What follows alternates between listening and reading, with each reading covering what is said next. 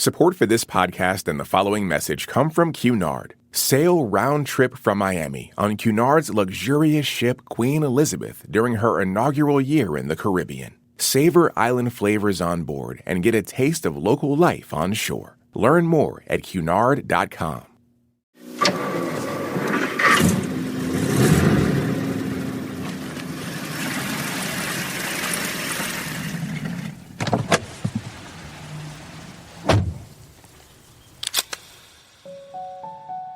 February 14th, 1929, Valentine's Day.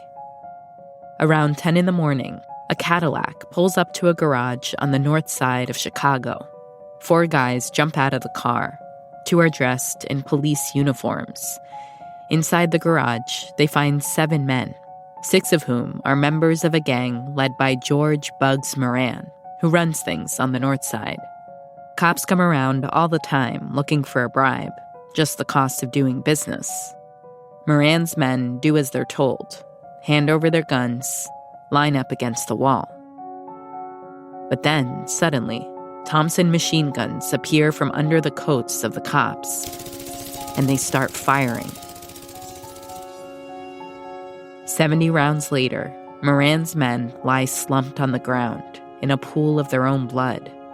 The shooters get back in the Cadillac and drive away. It turns out they weren't cops, and when the actual police arrive on the scene, they find one man barely still alive.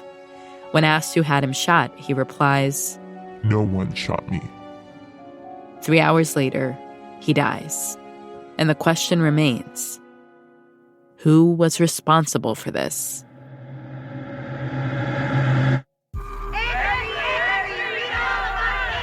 Newspapers around the country seize on this story, calling it the Valentine's Day Massacre. The leader in Chicago's St. Valentine's Day Massacre, termed by police the most dangerous man alive, was sought over the nation today. No arrests were made, but when George Moran is asked about it, he doesn't hesitate. He says, Only Capone kills like that. Alphonse Al Capone, his main rival in Chicago, also known as Scarface. There were other kingpins who were just as large, but Al Capone, man, he was like the poster child. Capone had moved to Chicago at the start of Prohibition in 1920. Suddenly, they take an industry that is big and lucrative, the alcohol industry in the U.S., and they make it illegal. And there's immediately a booming market for illegal alcohol. This is Joe Thorndike, historian for Tax Analysts, a nonprofit provider of tax information. And in places like Chicago, this was very evident. Chicago was an ideal place to build a bootlegging empire. A big city, centrally located, with notoriously corrupt law enforcement. But it was also true in almost every big city. Prohibition didn't start organized crime. In the early 1900s, there was this culture of corruption. So they already had the infrastructure. This is Paul Camacho. He's a retired special agent for the IRS Criminal Investigation Division, and he's on the board of directors at the Mob Museum in Las Vegas. But Prohibition came in, it was like the goose that laid the golden egg. These people get really rich. They could buy the protection of police officers, of prosecutors, of judges. They could also threaten all of those same people with violence. They had their fingers on the levers of power. Al Capone really knew how to pull those levers. And was essentially considered untouchable. You couldn't get people to testify. You couldn't keep people alive who were going to testify. There had been organized efforts to take him down for years. At one point, there was even a $50,000 bounty on Capone's head, the equivalent of close to $1 million today. But no one had ever succeeded. Just days after the Valentine's Day Massacre, the gruesome details and photos still fresh in people's minds, a new president took office named Herbert Hoover. Determined to clean up the streets of gangland Chicago, Herbert Hoover made it his top priority to get Capone. And he caught wind of someone in the Treasury Department at the IRS who might be the guy to do it, Elmer Irey. So he calls up Elmer's boss, the Treasury Secretary, Andrew Mellon, and tells him to direct Elmer to get Capone. If you're thinking, okay, wait, let me get this straight. You're saying the IRS, the boring agency everyone loves to hate, that's who was put in charge of hunting down the most dangerous man in America? Yeah, that's what we're saying. The IRS is a law enforcement agency. Which isn't usually how we think about it. The agency that collects our taxes every year. And where do our tax dollars go? So, on some level, taxes pay for government. Government offices and salaries, but also government services. They pay for that paved road you drive on to go to work, the public school your niece goes to, the Social Security check your grandparents get, and a big chunk pays for Medicare and the military. They pay for everything. Justice Oliver Wendell Holmes said that taxes are the price we pay for civilization. But for a lot of American history, up until the early 20th century, we didn't have a permanent income tax. The federal government paid for everything mainly using money collected from tariffs and excise taxes on various goods. Keep in mind, everything back then was a lot fewer things. There was no Social Security, no unemployment insurance, and a much smaller military. But as the world changed rapidly, the country grew just as fast. Suddenly, new problems demanded new solutions from the federal government. And it was at that moment that Elmer Irey and the IRS were instructed to get Capone. I'm Rund Abdelfattah. And I'm Ramteen Arablouei. On this episode of Throughline from NPR, the hunt for Capone helps launch a new era when tax collectors were on the front lines of a war against lawlessness, from back alleys to the halls of power, transforming the IRS from an obscure federal agency to a powerful, sometimes scandal-ridden one that helped make the federal government into what it is today. Hi, this is Linnea calling from beautiful Bend, Oregon, and you're listening to Throughline from NPR. Thanks. This message comes from Schwab. At Schwab, how you invest is your choice, not theirs. That's why when it comes to managing your wealth, Schwab gives you more choices. You can invest and trade on your own. Plus, get advice and more comprehensive wealth solutions to help meet your unique needs. With award-winning service, low costs, and transparent advice, you can manage your wealth your way at Schwab. Visit schwab.com to learn more. This message comes from Capital One, presenting sponsor of the 2025 Tiny Desk Contest. More than 7,000 unsigned artists entered NPR Music's Tiny Desk Contest this year. The judges will pick one winner to perform behind the Tiny Desk at NPR's headquarters. Then the Tiny Desk Contest is heading on the road. Join the fun this summer as the winner travels to 10 cities for one-of-a-kind concerts in Los Angeles, Chicago, Nashville, and more. And at each stop, a unique surprise headliner who has played the Tiny Desk will join the bill with the 2025 winner. Visit npr.org/Tiny Desk Contest to buy tickets. Then get ready to get out there with the Capital One Saver Card. With Saver, you earn unlimited 3% cash back on dining, entertainment, and at grocery stores. Going out or staying in? Either way, you're earning cash back with Saver. Capital One, what's in your wallet? Terms apply. See CapitalOne.com for details. Part 1. The Giant Killers. We in the Treasury Department were somehow chosen for the job of incarcerating Alphonse. I couldn't help wondering why a Treasury Department unit should be assigned to nab a murderer, a gambler, and a bootlegger. Elmer Irey wasn't who you might expect to lead the hunt for Capone. He was kind of like a teddy bear type guy. He had this folksy charm. So when Elmer's boss, Treasury Secretary Andrew Mellon, got that call from the president himself directing him to get Capone, Elmer was confused. Anyway, Mellon was my boss. Ergo, I said, yes, Mr. Mellon, we'll get right on it. Elmer's middle name was Lincoln. And yes, he was named after that Lincoln. His dad was a huge fan. Elmer would be too. Throughout his life, he was known to hand out pictures of Lincoln and drop quotes attributed to him into conversation. Nearly all men can stand adversity, but if you want to test a man's character, give him power. To Elmer, Lincoln represented what it meant to really serve in government. Where country mattered more than anything else.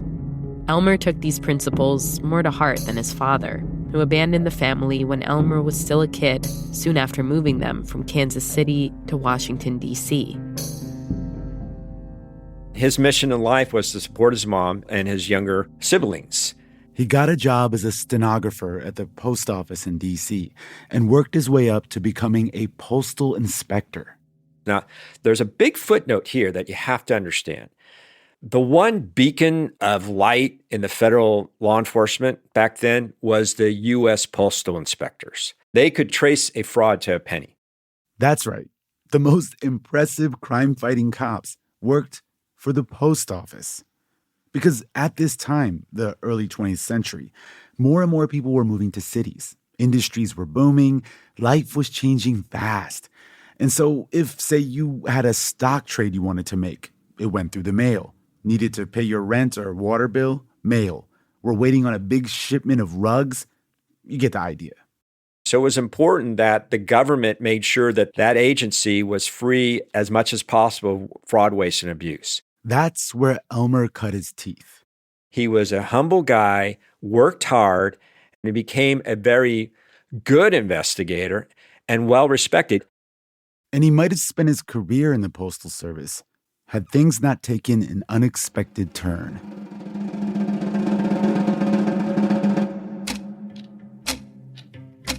World War I was brewing, and the U.S. had just ratified the 16th Amendment, which restored the income tax. It's viewed as a way to make the tax system more fair. The income tax had only been used a couple times before, mainly during the Civil War, to fund the Union's war effort. When that war ended, so did the income tax. But some Democratic and Republican congressmen had been pushing ever since to bring it back. They didn't think we should be relying so much on tariffs, which at the time were the main way the government got its money. They thought tariffs put too much of the burden on consumers and farmers, led to unstable trade relationships with other countries, and unfairly favored industrialists and the wealthy. And once the U.S. entered the war, the income tax proved vital.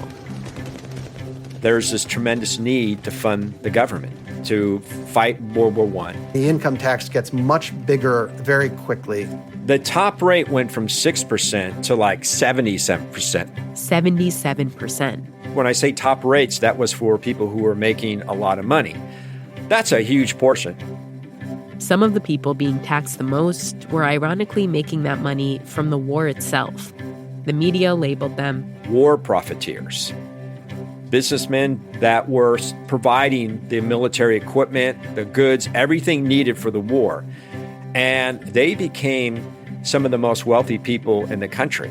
People like Pierre S. DuPont, Charles M. Schwab, and J.P. Morgan Jr.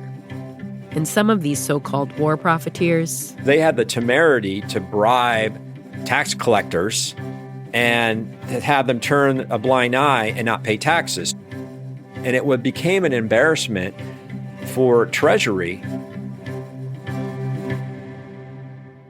After the war ended in 1918, the income tax rates were significantly reduced. But those wealthy tax evaders were getting off scot-free. So officials at the Treasury Department were trying to think of a way to improve the image of the IRS. How could it get the kind of reputation the Postal Service had? And the light bulb goes off. They went to the Postal Service and took one of their senior leaders by the name of Daniel Roper, and they bring him over and he becomes the commissioner of IRS. Without consequences, what's a person's incentive to pay? So then Roper decides he needs to set up a special division to specifically investigate tax evasion and root out corruption in the department. And he asked one of his assistants, well, who do you recommend to run this division? They answer, well, how about this Elmer guy? He's well respected. He's a rising star, and he seems to be a guy that everybody likes to work with. And so they offered him the job. It's 1919. Elmer Irey recruits 6 of his old colleagues, other postal inspectors. And together, they begin building this new unit of the IRS, the Intelligence Unit. And then this tremendous loop is thrown on Elmer and Daniel Roper. And that is, in 1920, the 18th Amendment, Prohibition. We sat face to face in Roper's office in the Treasury Department. I broke the glum silence with, "Mr. Roper, they can't do this to us." Roper nodded and answered, "They certainly can't, but they have, and I'm afraid you're stuck." "Yes, I guess we are stuck, Mr. Roper." "No, Mr. Irey, we're not stuck. You're stuck." "Me? I'm resigning." Overnight, the production, transportation, and sale of alcohol was illegal everywhere. No beer, no wine, no whiskey, nothing. And people didn't like it. It led to a whole underground economy, speakeasies, moonshiners, and of course, organized crime, the mob, who were making a lot of money, none of which was being taxed. This was a huge problem, and none of the government agencies had wanted to be in charge of policing it. So when the Treasury Department was forced to oversee the new Prohibition Service, Daniel Roper left his post.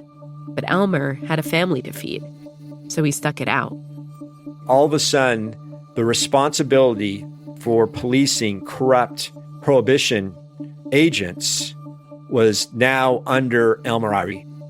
Prohibition agents were supposed to be reining in this massive black market, but because demand was so high, a lot of them had been hired with no qualifications, and corruption was rampant. Prohibition agents showing up to their jobs, wearing diamond rings, fur coats, being chauffeured to their jobs. I think a clue as to just how complicated this job became can be found in the following dreary statistic.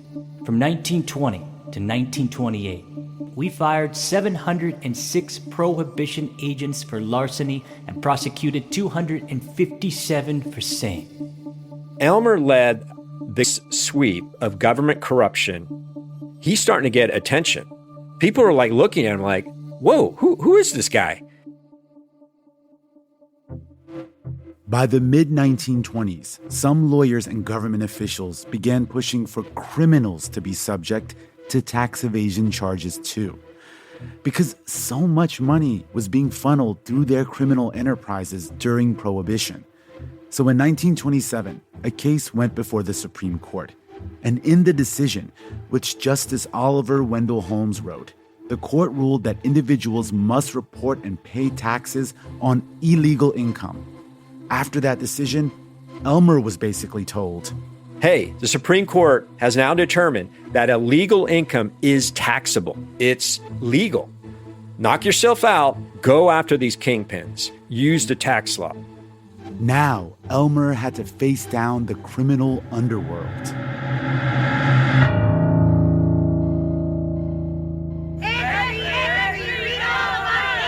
The leader from Chicago's St. Valentine's Day Massacre turned by police the most dangerous man alive. So when they started the investigation on Capone, what they were trying to show is, well, how much money did he have that he didn't report? So they followed the paper trails and then started interviewing people. You would have to go to the bank, and that might lead to somebody that held an account. You had to go interview that person. Pretty quickly, Capone caught on that Elmer and his men were coming around asking questions. Witnesses were ending up dead. And then Elmer sent his best agent undercover. Then they were able to infiltrate the Capone organization. It was a dangerous situation for everyone. And at one point, Capone puts a hit out on a few people because of the investigation. But Elmer remained steadfast. He was like, we're going to do this investigation right. We got to follow this to the letter of the law. And just as Elmer's crew was closing in on Capone, Wall Street was easy street for everybody. The stock market crashes. Panic gave way to despair. Overnight, the richest country in the world had spawned breadlines. The entire nation is sent into a tailspin. It sort of signals the beginning of the Great Depression. By the time Capone went to trial 2 years later, in 1931, the country had sunk deep into the Great Depression. Still, as the trial unfolded, all eyes were on Capone, the man everyone thought was untouchable. Day after day, rows of photographers swarmed him outside the courthouse. Eager readers followed along as witnesses took the stand. And through the papers, Capone made his case to the public, at one point saying, "I've been made an issue and I'm not complaining. But why don't they go after all those bankers who took the savings of thousands of poor people and lost them in bank failures?" Capone gets convicted of tax evasion. Elmer's there as the judge reads the sentence. Soon after, there are lines of mobsters at IRS buildings. Collections from unpaid taxes spiked. And Herbert Hoover is so thrilled. He's giddy. In a sea of losses amid the Great Depression, this was one bright spot for him and the country. And it makes people feel good about the tax system, too. It's like, yeah, at least they're paying their taxes. Hoover was hungry for more. He instructs Elmer and his team to go on a massive crime sweep across the country. This small band of elite financial investigators just took down one kingpin after another.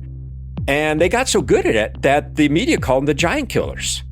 In between chasing down kingpins, Elmer and his men also managed to help the famous pilot, Charles Lindbergh, solve the kidnapping and killing of his 1-year-old son by tracing the ransom money.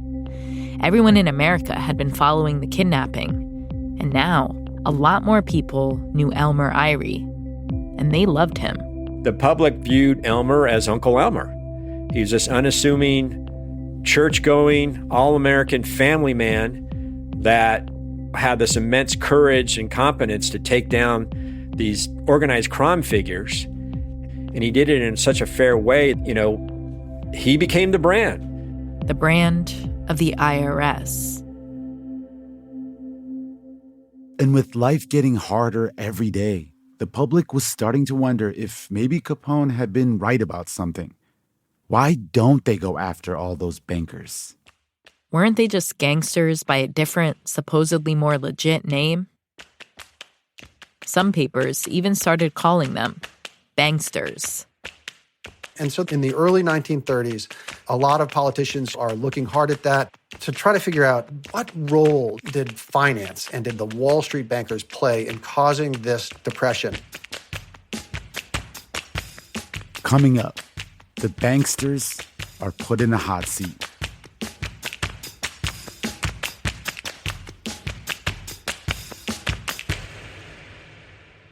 Hi, this is Linda Turner from Huntington, West Virginia, and you're listening to Throughline on NPR. Support for NPR and the following message come from Betterment, the automated investing and savings app. CEO Sarah Levy shares why they provide tools and technology for retail investors, small businesses, and independent investment advisors. At Betterment, there is one unifying idea, which is the idea of expanding access. Historically, great financial advice was reserved for the wealthy, and what technology has done is basically lowered the barrier to entry and created an on-ramp for people earlier in their financial journey to get access to great advice. The same is true for small businesses, where mid and small-sized businesses have not historically been able to afford a retirement solution for their employees. So again, Betterment's technology allows smaller and smaller companies to attract the best employees.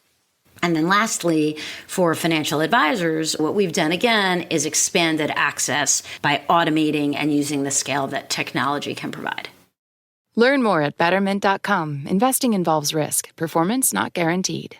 This message comes from REI Co-op. REI believes there are places within yourself you find only outside, where you can defy your fears, find your grit, and say, "I did that." REI has the gear, clothing, classes, and advice to help get you there. Visit your local REI Co-op or rei.com.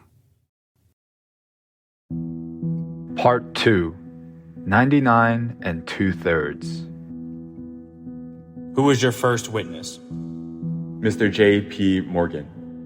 Mr. Morgan, will you be sworn? Certainly. Hold up your right hand. You solemnly swear that you will tell the truth, the whole truth, and nothing but the truth, so help you God. I do. It's Tuesday, May 23rd, 1933, about 4 years after the stock market crash. Unemployment is at 25%. Bread lines stretch around city blocks. And J.P. Morgan Jr. appears before a Senate banking committee who has called this hearing to investigate what did Wall Street do and how bad was it? Can we blame them for this depression? And J.P. Morgan Jr. He is the archetypal Wall Street banker. Not only had he dominated Wall Street for decades by that point, he played a pivotal role in international finance through this whole period and was accused by many of being a war profiteer in World War I. He made an enormous amount of money doing that. You could just as easily make the case that he, saved the Allies from defeat.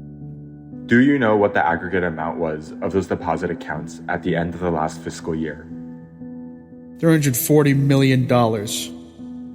This investigation was picking up steam as a new president entered the White House, the man who had beat out Herbert Hoover in the 1932 election, Franklin Delano Roosevelt. But his earlier career and his earlier life, you might not necessarily have predicted that this would happen. FDR had grown up not all that differently from J.P. Morgan Jr., with a lot of money, rubbing shoulders with the elite. They even went to Harvard around the same time. And after college, J.P. Morgan Jr. goes into finance like his dad. And Franklin Roosevelt goes into politics thinking, this is the family business. My cousin Teddy Roosevelt, he was a Republican. I'll distinguish myself by being a Democrat. He becomes Assistant Secretary of the Navy for a little while, and then tries to run for vice president in 1920, loses, and within a year, he tragically is struck with polio and is no longer able to walk. By the way, this is Jason Scott Smith. He's a historian at the University of New Mexico who's written 2 books about FDR and the New Deal. This kind of illness striking someone who was so wealthy and seemingly led such a charmed life must have humanized him to many Americans.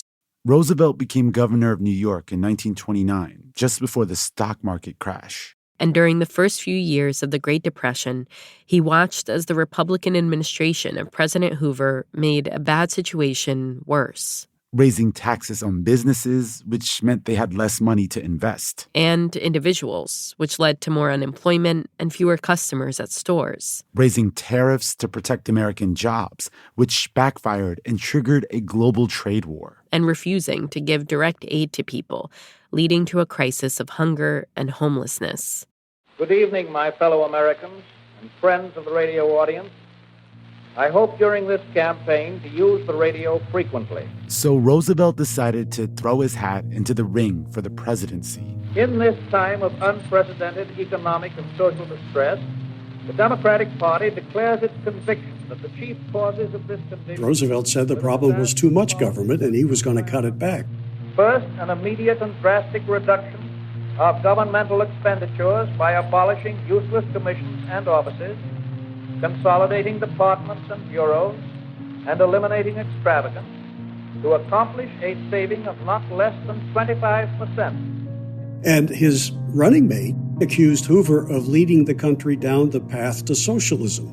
This is Lawrence Reed, President Emeritus of the Foundation for Economic Education. But once he took office, the kinds of advisors he listened to were the ones telling him that, no, we've got to go whole hog for as much government spending and relief programs as we can. That's the only way to get out of the Depression. So that's the way he went. In the working out of a great national program that seeks the primary good of the greater number, it is true that the toes of some people are being stepped on and are going to be stepped on. This New Deal would offer direct relief to the poor, infrastructure programs to put people back to work, and a whole new way of doing business where the government, not the private sector, would lead the way. The inefficiency was the point.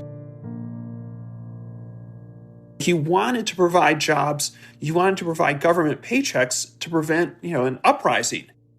It's a way of using the power of the state to support the private economy in a more effective and regulated fashion. In a sense, I would say the New Deal is trying to save capitalism from the capitalists and for the capitalists. Who represents the capitalist? J.P. Morgan Jr., we can see him as a kind of symbol of this older money opposition to Franklin Roosevelt, the Democratic Party, the New Deal, and a kind of tension that reflected the broader class divides that existed during the Great Depression. Which brings us back to J.P. Morgan Jr. sitting in the Senate Banking Committee hearing. In that bookkeeping process, do you count deposits as liabilities? Do I? I do not think that question is very necessary, Senator. The critics of this are saying, this is just blatant politics. You're just searching for scapegoats. And then it was discovered in the hearing J.P. Morgan and his partners hadn't paid any taxes for a couple of years in the early 1930s. People were outraged. They were like, oh my goodness, I cannot believe that one of these richest people in America is not paying any taxes. And J.P. Morgan says, hey, no one regrets that more than I do. I wasn't paying taxes because I was losing money. How could I pay taxes on money I wasn't making? In other words, because he hadn't made a profit those years after the stock market crash, technically he didn't have any taxable income and hadn't evaded taxes. Who do you blame in that moment? Do you blame the taxpayer, J.P. Morgan, who's taking advantage of the law as best he can to minimize his taxes? Or do you blame the law and say, hey, Congress shouldn't have written the law like this in the first place? You can go either way on that.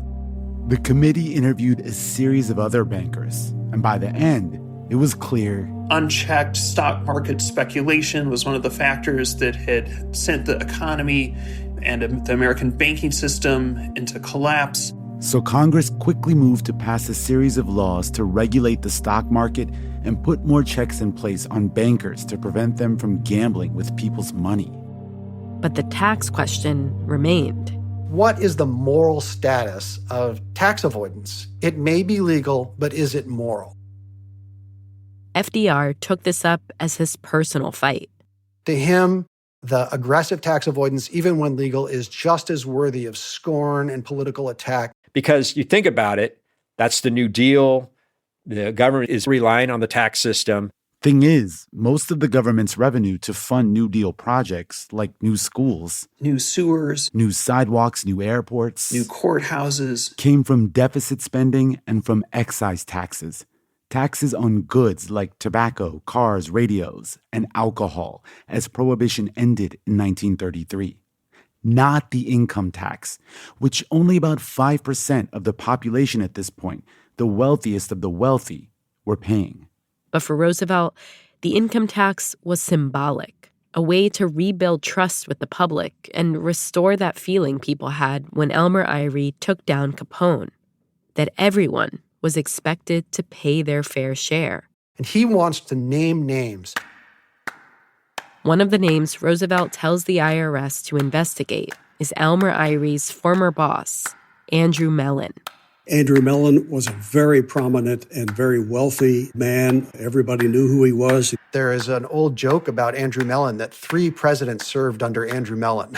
He'd been Treasury Secretary for more than 11 years. Basically from the time Prohibition began. And what did he believe in? He believed in cutting taxes, more than anything else.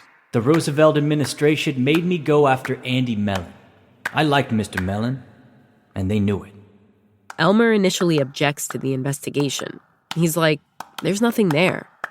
And then he gets a phone call from the new Treasury Secretary, Henry Morgenthau, a close friend of Roosevelt, who says, Irey, you can't be 99 2/3% on that job. Investigate Mellon. I order it. Everyone was convinced, I think, of Mellon's innocence, except perhaps for Franklin Roosevelt and Henry Morgenthau. It was politics driving this. Elmer showed him, okay, if you ask me to do this, I'll put my best agent on it, and eventually showed the judge that the guy was innocent beyond a reasonable doubt. If the case is not there, he's going to make it known that the case is not there. But it is telling that if he was a different person who got that request and understood the subtext, like, we don't like this guy, find something on him, what havoc that could have wreaked on the government. Oh, yeah. I mean, look, he even talks about it, that an investigation could destroy a person. And he preached to agents, follow strictly the rules of the Constitution and the laws that govern criminal investigations. That was what it meant to be a civil servant.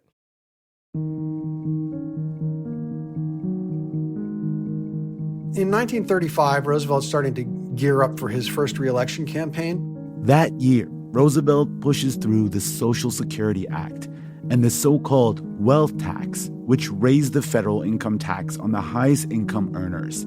Those in the very highest tax bracket had to pay 79%, and there was no war to fund this time. Now, full disclosure, that 79% only applied to one person. It was John D. Rockefeller Jr. Even J.P. Morgan Jr., who had a lot of money, didn't have that kind of money. So is that a meaningful tax? Well, it's not meaningful in the amount of revenue it's going to raise, but it might be meaningful in terms of the message that it sends. These kind of rhetorical attacks on the wealthy were terrific politics. He was, over time, seen by the wealthy as a kind of traitor to his class. Even though this tax crusade against the wealthy was resonating with people, FDR was feeling uncertain about his re-election, and he began asking Elmer to investigate more and more people who could be fairly described as his political opponents. Among them were a Democratic senator from Louisiana named Huey Long, who was a threat to him in the primaries, a Republican congressman from Roosevelt's home district, Hamilton Fish, and Mo Annenberg, owner of a media company that was vocally critical of FDR and the New Deal.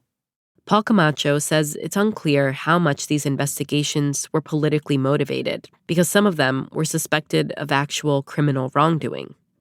But Lawrence Reed cites this as counter-evidence. Elliot Roosevelt, the son of the president, wrote a very revealing book about the family's years in the White House. And he points out in that book, quote, "My father may have been the originator of the concept of employing the IRS as a weapon of political retribution."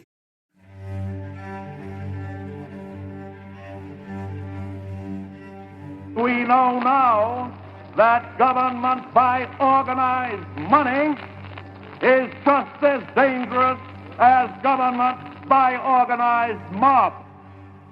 Roosevelt won re-election in 1936, and he would go on to win re-election an unprecedented 2 more times. They are unanimous in their hate for me, and I welcome their hatred.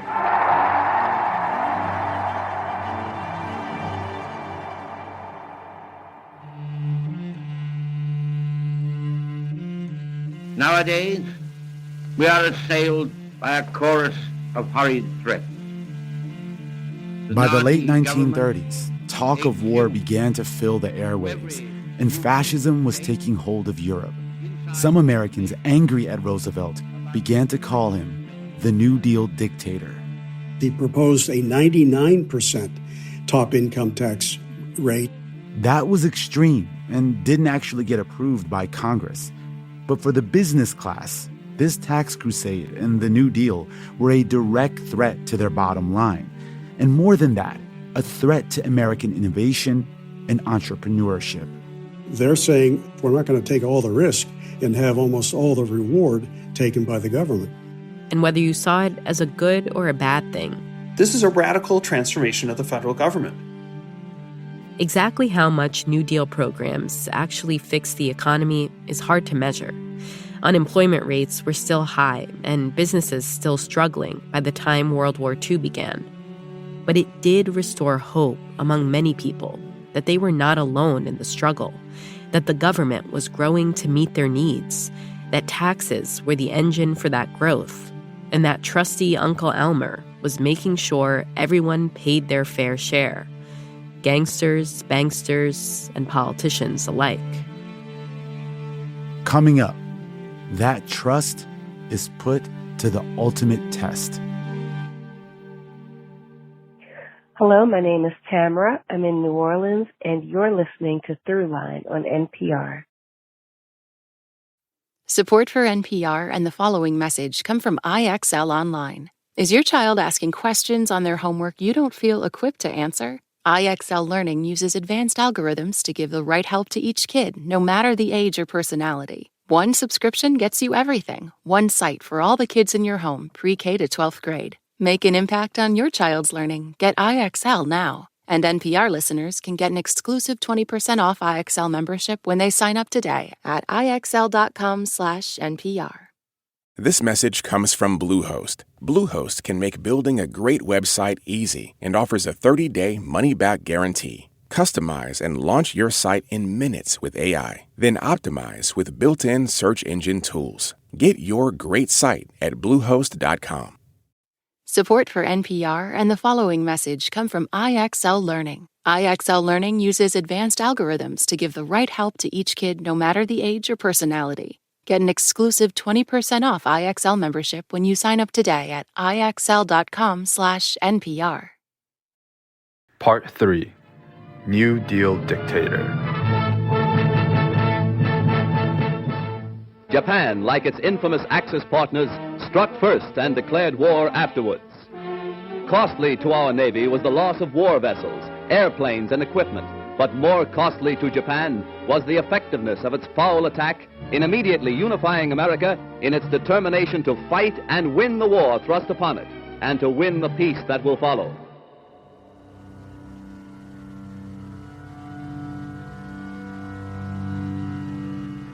On March 9th, 1942, just a few months after the U.S. entered World War II, Elmer Irey received a letter from Franklin Roosevelt himself. We were not really winning the war, and FDR was not just sending letters randomly out to people. This is Paul Camacho. He's a retired special agent for the IRS Criminal Investigation Division.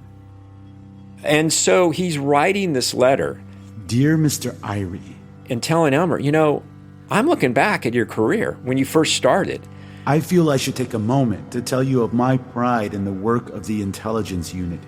As the years have gone by, the intelligence unit has become a shining mark, not only of incorruptibility, but what is just as important, of A1 efficiency.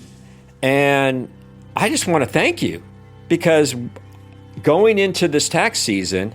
On this coming March 15th, we will be unpopular with more millions of taxpayers than ever before. They're in a perfect position for an agency to hate. Back then, March 15th was tax day, and Roosevelt, needing money fast to fund World War II, had pushed through the victory tax of 1942, hoping the goodwill and trust Elmer Irey had built up with the public would help this new tax land with them. Victory tax plan adopted. All individuals earning more than $12 a week affected. The Baltimore Sun. Suddenly, millions and millions of Americans who've never had to pay income taxes are suddenly paying them for the first time. This is Joe Thorndike, historian for Tax Analysts, a nonprofit provider of tax information. And that's how the federal government manages to take what they called a class tax and turn it into a mass tax. A mass tax. Because now it wasn't just the rich being taxed. It was also everyday middle-class Americans that had to contribute. In 1939, only about 5% of American workers were paying income tax. By the time victory tax came along, it had risen to 75%. Are Americans angry about this? War has a way of holding that kind of taxpayer anger at abeyance for a while. Patriotism really matters. Like, hey, our boys are dying in the field, in the trenches, in Europe, in the Pacific. The least we can do is contribute our dollars to support them. And the government builds a whole PR campaign around this new tax, partly to make sure people comply, and partly because... people who had never done it, they didn't know how to do that. I paid my income tax today. I'm only one of millions more whose income never was taxed before. A tax I'm very glad to pay. The federal government commissioned people like Irving Berlin to write songs. This is Jason Scott Smith. He's a historian at the University of New Mexico who's written 2 books about FDR and the New Deal. That were all about how, hey, I've paid my income tax today. Isn't this great? See those bombers in the sky. Rockefeller helped to build them, so did I. I paid my income tax today. And there was this famous campaign that they rolled out using Donald Duck. Are you a patriotic American? Yes, sir. Eager to do your part? Yes, sir. Then there's something important you can do. Oh, boy, oh, boy, oh, boy. I'll do it. Your income tax. Income tax? Yes, your income tax. Income tax. Now, it's one thing to ask people to pay their taxes and have a cartoon explain how to file them, and a whole other thing to actually send your tax money to the government. There was a huge fear that these new taxpayers would, one, not realize that they were supposed to pay in the first place and just wouldn't file returns, or two, wouldn't have enough money saved to pay the taxes when the time came. There were many people in Washington who knew that it might become increasingly difficult to collect the money. The IRS wasn't staffed up enough to keep track of that many new taxpayers. And so policymakers recognized early on that they're going to have to find some better way for these people to pay. And so in 1943, they thought, hey, let's put withholding in place because then we'll get it before the taxpayer ever earns it. Tax withholding. You know what I'm talking about. That one line on your paycheck that says federal income tax and how much was automatically taken out of it. And the idea is that a little bit will be taken out of your paycheck every 2 weeks or every month or every week or whenever you get paid. And then that will effectively pay your tax bill in pieces over the course of the year. This is the way we pay our taxes now. This was a win-win for the federal government because it did two things. One, this simplified and streamlined tax payment system meant the government would actually get the money it needed. And two, the IRS didn't have to be the one collecting everyone's money. Instead, your boss was going to do it. The federal government sort of deputizing employers and saying, you're going to be our tax collectors. So take that money out of the paycheck for your employee and then send it to us directly. It was a drastic step in terms of government invasiveness. If there hadn't been a war on, I'm guessing you would have seen far more opposition to withholding. But the fact that there was, and everybody was pulling for victory, that made withholding much more palatable. And a lot of people thought it would only be temporary anyway, that it would go away after the war. But there were some people who were speaking out against these new tax laws, even as the war raged on. People like Vivian Kellums. Vivian Kellums is one of my favorite people. In the late 1920s, Vivian and her brother started a company together based around an invention called a cable grip, which was used by bridge builders, and ultimately even the military would use it to lift heavy artillery shells. And so she made a lot of money that was taxable. She was rebelling by the 1940s against these sky-high income tax rates. From her perspective, she thought, I haven't done anything wrong. I've added value to society. I haven't taken anything from anybody. I've employed people at good wages. And I helped the war effort by making these things that the Army needed for its artillery shells. She felt aggrieved, and for good reason. Vivian's frustrations started coming out in newspaper articles. The Chicago Tribune reported on a speech she gave saying that withholding was, quote, a deliberate plan to keep the system of free enterprise from surviving after the war. This underground movement will not only control, but own all business. And she refused to be a part of that plan. I mean, this was quite remarkable for a woman to say, no, I'm not going to do it.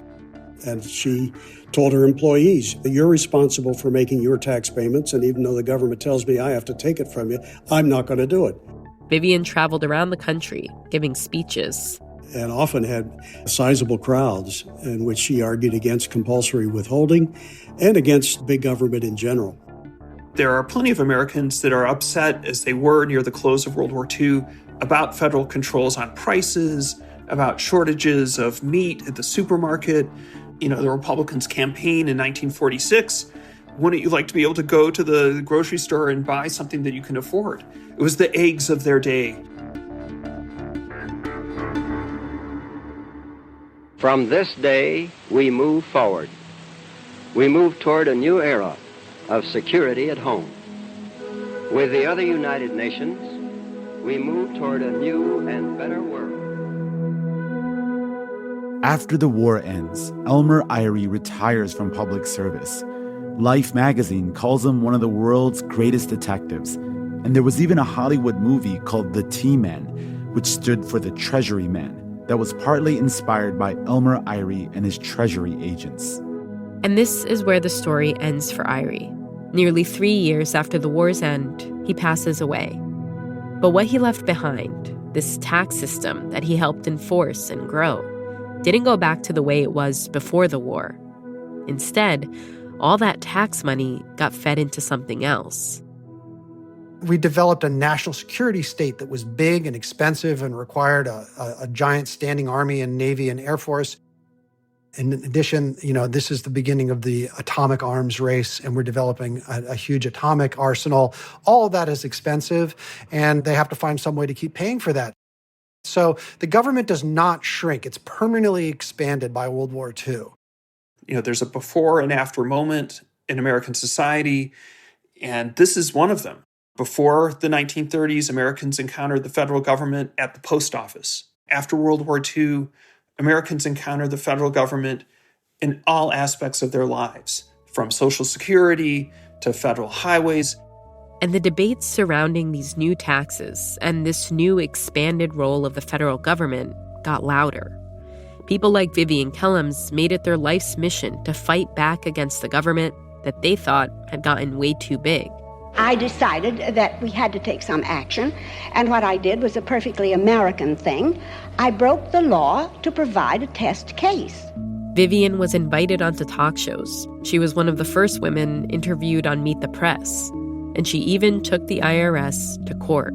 And I wrote to the Secretary of the Treasury, and I told him that I had not sent any money, and that I was not going to until he paid me what he owed me. And these voices coalesced into a new movement. The new right that we think about today in the 1980s and 1990s and beyond, that the origins of the new right really do lie in the 1930s and the kind of business reaction to the power of the New Deal, the remaking of labor relations, and the growth of organized labor. Jason Scott Smith says so much of how people think about the government, of the taxes they pay, and of their role in all of that boils down to trust. To what extent do people trust the government to do the right thing with their tax money? To what extent do people feel like they are getting good value for their money? And without an Elmer Irey in the picture, someone to be the trustworthy face of the government, building that goodwill has proven difficult for the agency entrusted with our taxes. In the century since, the IRS has been embroiled in scandals, political retribution, and not everyone is always paying their fair share. So it's not unreasonable to ask, what am I paying? Who's getting away with not paying? And in our present moment, we have a president who's proud of the fact that he's avoided taxes for many years, that he knows so much about the tax code that he can do that. Today, the IRS is facing dramatic cuts. Since January, it has lost almost 1/3 of its tax auditors. Treasury Department officials estimate that will lead to a 10% drop in tax revenue, about $500 billion. And some IRS employees have also chosen to resign after the agency agreed to share migrants' tax information with ICE officials. But this imperfect system is what helps keep the lights on, the roads operating, the water running. Taxes are the price we pay for civilization. There's an element of truth to that. After all, taxes do pay for the core functions of a government, to provide protection at home, a court system, a national defense, and those kinds of things that keep order and allow for us in a free society to be prosperous. The problem has been throughout the ages that a government doesn't know when to quit. You give it an inch and it'll take a mile. And it often has done that over and over again.